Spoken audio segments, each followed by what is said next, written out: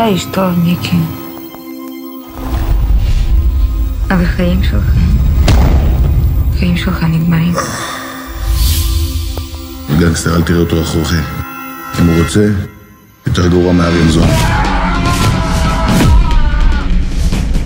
אנחנו מסתכלים עליך ופשוט לא קולטים איך האבא הגיבור שלנו שיודע לנווט בארצות אויב לא רואה מה קורה לאמא שלנו.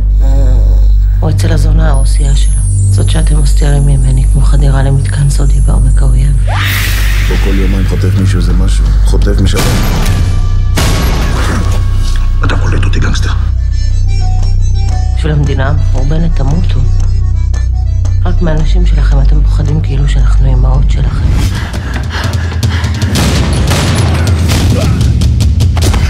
שמעתי לך אתה מבכיין שהקרב היחידי שעוד נותנים לך להשתתף בו זה בלק ג'ק. למה לא תמכור את הצריף של אבא שלך? תחזיר את החובות, תחסוך כסף לילדה שתלך ללמוד, שלא תגמור חמורה כמונו.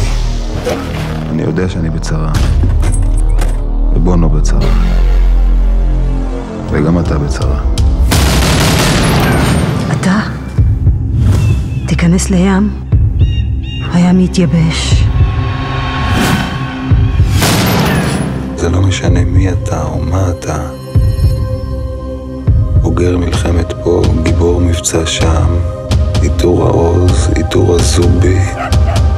פתאום החיים נופלים עליך, ופתאום אתה לבד. ואיבדת את הדרך הביתה, ואל כל בית ישראל, לחיים ולשלום. ואמרו אמן.